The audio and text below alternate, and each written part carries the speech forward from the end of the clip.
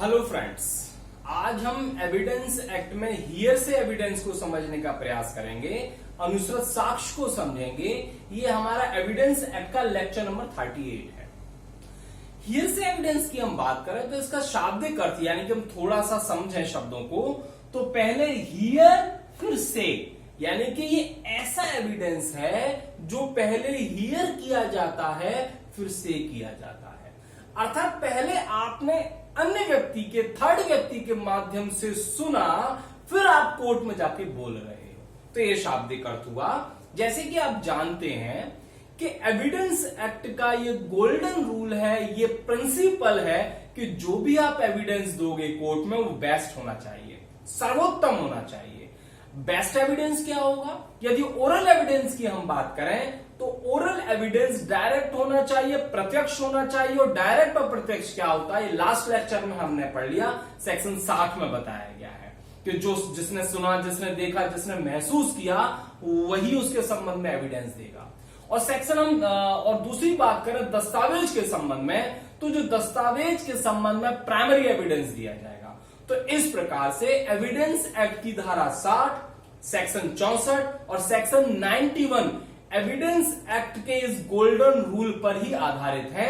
अर्थात best evidence दो और जो बेस्ट नहीं है उसको मत दो। चूंकि सेक्शन 60 ही कहता है कि एविडेंस जो आप ओरल एविडेंस दे रहे हो वो डायरेक्ट होना चाहिए, प्रत्यक्ष होना चाहिए। अर्थात इनडायरेक्ट ओरल एविडेंस ग्रहण नहीं किया जाता। इनडायरेक्ट का मतलब आपने खुद नहीं सुना, खुद फील नहीं किया, खुद महसूस नहीं किया, उसका आप एविडेंस नहीं दे सकते हो।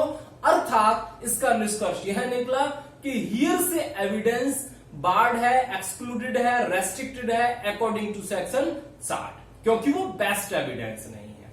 तो इस कारण से सेक्शन 60 के आधार पर अनुश्रुत साक्ष्य ग्रहण नहीं किया जाता, है सामान्य नियम है।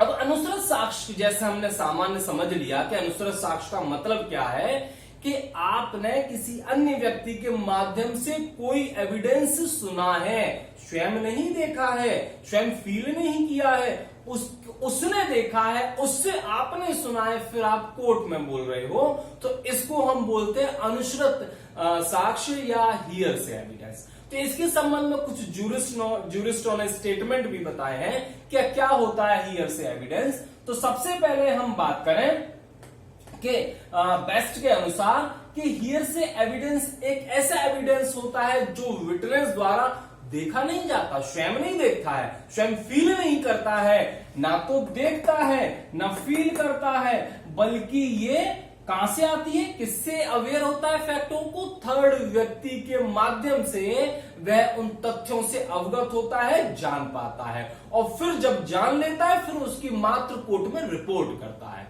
तो अकॉर्डिंग टू बेस्ट उन्होंने कहा, स्टीफन महोदय ने भी कुछ इसी प्रकार से कहा। उन्होंने कहा कि यहां पर जो पर्सन जो डिक्लेयर करता है उस इंफॉर्मेशन के बारे में जो किसी अन्य व्यक्ति के माध्यम से उसके पास आती है। इसी प्रकार से टेलर ने भी कहा कि हियर से evidence is that evidence which rest or lies on veracity and competency of some other person। अर्थात अनुश्रुत साक्ष्य ऐसा साक्ष्य है जो किसी अन्य व्यक्ति यानी कि थर्ड व्यक्ति की कैपेसिटी पर, उसकी कॉम्पिटेंसी पर निर्भर करती है, उसकी क्षमता पर निर्भर करती है कि उसने क्या देखा, क्या फील किया। स्वयं विटनेस की नहीं, क्योंकि मैंने तो देखा ही नहीं, मैंने फील ही नहीं किया, बल्कि मुझे तो उसने बताया, तो उसकी कॉम्पिटेंसी पर, कैपेसिटी पर निर्भर करती है कि वो क्या बोल रहा है। तो इस प्रकार से ये हियर से एविडेंस हमने समझ लिया। तो इसके संबंध में एक एग्जाम्पल से हम समझ लेते हैं। जैसे ए नाम के व्यक्ति ने बी नाम के व्यक्ति को मारा या पीटा या डिफेम किया या मर्डर किया, और सी नाम का व्यक्ति देख रहा है उस सारी घटना को। उसके पश्चात सी नाम के व्यक्ति ने डी नाम के व्यक्ति को बता दिया।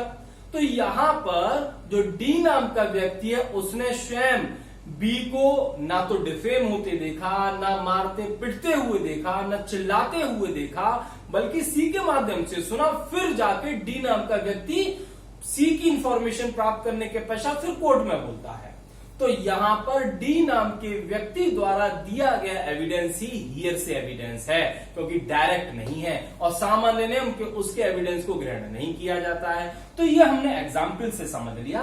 अब हम ये समझें कि हियर से एविडेंस को सामान्यतः ग्रहण क्यों नहीं किया जाता है, कौन सी ऐसी स्थितियां कि उसे नहीं ग्रहण करते हैं। तो इसके कुछ रीजंस हैं। नंबर 1, हियर से एविडेंस एक कमजोर प्रकृति का साक्ष्य समझा जाता है।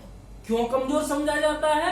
क्योंकि भाई जो विटनेस है उसने स्वयं देखा नहीं, स्वयं को गारंटी ले नहीं सकता, बल्कि अन्य के माध्यम से उसके पास इंफॉर्मेशन आई है। इस इंफॉर्मेशन का स्रोत थर्ड व्यक्ति है और जो फैक्ट के बारे में जो विटनेस बोल रहा हूं मैं स्वयं गारंटी ले ही नहीं सकता, क्योंकि गारंटी तो जिसने देखा वो लेगा और वो है नहीं।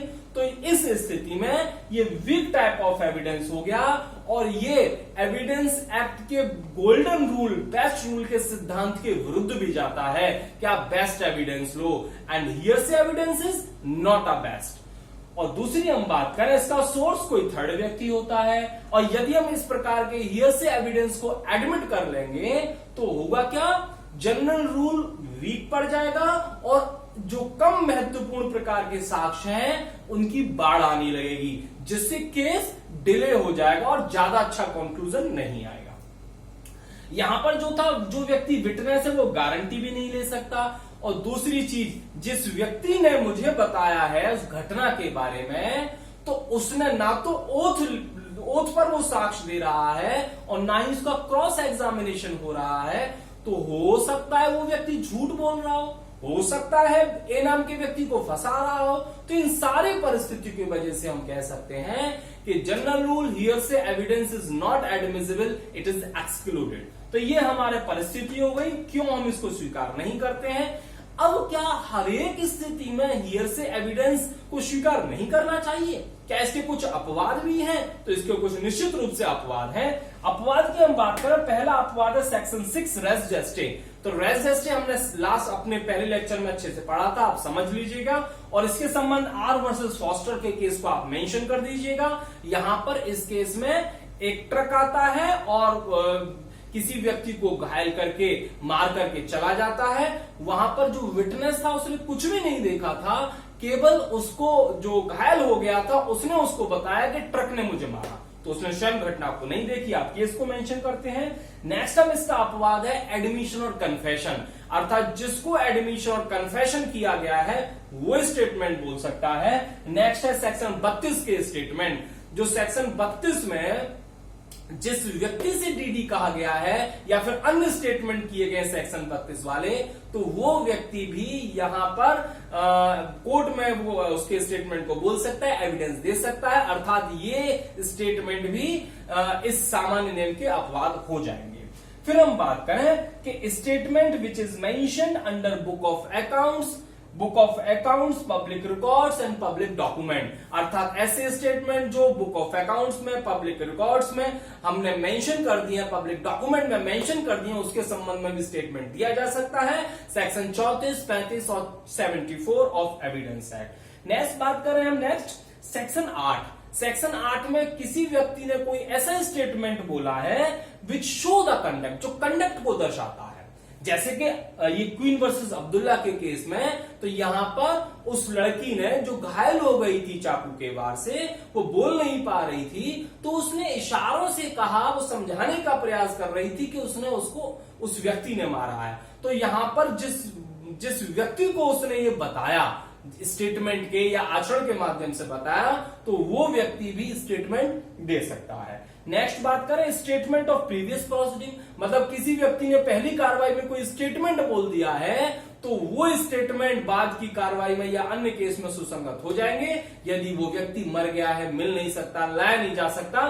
Section 33 of evidence act. Next बात करें कि जो हमारा सेक्शन 60 का जो प्रोवाइजो है कि यदि किसी एक्सपर्ट ने अपनी राय किसी ट्रिटाइसिस में, किसी पुस्तक में लिख दी है और वो आधार भी मेंशन कर दिए हैं, और यदि वो एक्सपर्ट मिल नहीं सकता, लाया नहीं जा सकता, तो उसकी राय को केवल पुस्तक के पेश करने के माध्यम से ही हम साबित कर सकते हैं। तो इस प्रकार से ये हमारे हियर से एविडेंस के एक्सेप्शंस हो गए। एक्सेप्शंस को अच्छे से समझने के लिए पहले हमारे वो वाले लेक्चर में आप चले जाइएगा जो हमने पहले पढ़ाए थे, अच्छे से समझ में आ जाएंगे एक्सेप्शंस। अब इसके बारे में एक और प्रश्न उठता है, क्या ये एक्सेप्शन सीमित है? क्या एक्सेप्शन और बढ़ाए जा सकते हैं? तो सामान्य नियम यही है कि जो एक्सेप्शंस है लिमिटेड है, नहीं बढ़ाना चाहिए, इतने ही रखने चाहिए। परंतु यदि न्याय हेतु प्रभावित हो रहा है, विफल हो रहा है, तो इंटरेस्ट ऑफ जस्टिस के लिए नए एक्सेप्शन भी क्रिएट किए जा सकते हैं। ये कहा गया था मायर्स वर्सेस डीपीपी के केस में, for interest of justice new exception में बी क्रिएटेड। तो इस प्रकार से हमारा हियर से एविडेंस का नियम हमने समझ लिया। पहले आप इसका जनरल रूल लिखेंगे, फिर उसके पश्चात शाब्दिक अर्थ, डेफिनेशंस, एक एग्जाम्पल, केस, अपवाद और क्यों एडमिट नहीं किया जाता है करने के पश्चात आपका क्वेश्चन कंप्लीट हो जाएगा। ये मेंस में बहुत आता है, प्री में भी आता है। तो इस प्रकार से हमारा सेक्शन 60 अब कंप्लीट हो गया है और ये हमारा लेक्चर कंप्लीट। Thank you.